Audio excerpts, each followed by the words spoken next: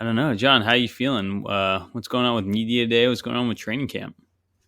I mean, I think for any sport, any team, media day or the kind of beginning of whether it's training camp in basketball or football or spring training, whatever it is, there's always that extra pep in everybody's step.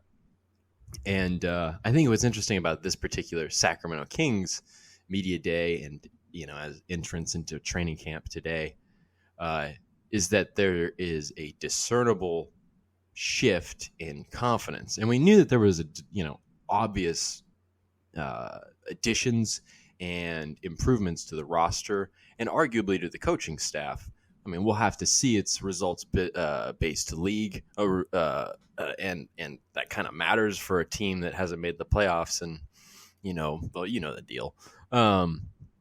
So it was interesting to kind of hear the common themes of confidence up and down the roster. People talking about healthy competition. That's the way Terrence Davis put it. These things that everything seems to be centered around the things that you absolutely want going into camp. Things that, frankly, haven't really been the case in past years. You're looking at a situation where this is a roster that is competition-wise. I mean, you have certain competitions for roster spots at the bottom of the roster, but a lot of it is it's a mix of different, varied, and very good talent that Mike Brown and his staff is going to have to figure out how that mix is going to work, what it's going to look like. And, it seemed like last year, like, for example, you kind of knew what the roster was going to do. What it was going to look like. I mean, you had like 6 guys that you just knew were they were either not going to be on the team or, they were going to be at the, inactive level of the roster. And then you also had guys like people that kind of ended up sticking around. I wouldn't characterize them necessarily as that. Like, Damian Jones, Chimezie Metu, say what you will, especially Damian Jones has really proven he belongs in this league. But at that time, it's not like a situation where it's like you had the most experienced guy that's proven that he has found his footing in this league necessarily. And, you also had, Tristan Thompson for all the vocal leadership and experience that he brought last year. It's like, he entered the year as essentially the backup center, right? And it's just like, you could just see how much more dynamic the roster is and just how the questions that need to be answered regarding rotation and whatnot is completely different. The way you think about it, the way it's going to be answered. Again, it's not necessarily, it's about how things are going to mix together. There's just so much in the pot right now that's good.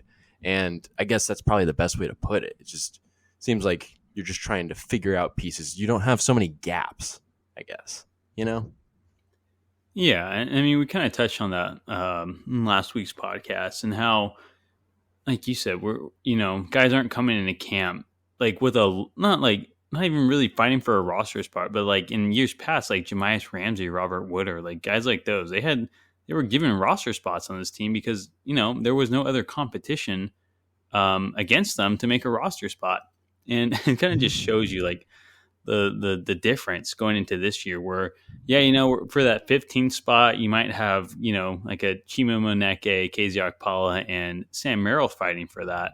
But it's like, those are guys who have to prove it in this league for sure. And Sam Merrill and KZ Okpala at least have some NBA experience. But, those are like 3 solid guys I would want fighting for my 15th roster spot. Another point about those guys, yeah. I mean, out of 2 of the 3, Sam Merrill has no connection to Mike Brown. Mike Brown knows the other 2. It's not like Mike Brown is coming into this knowing basically everybody, like all these, Dellavedova and I don't know what he's got this connection to Dellavedova, but I'm trying to remember, is there a connection with Cook?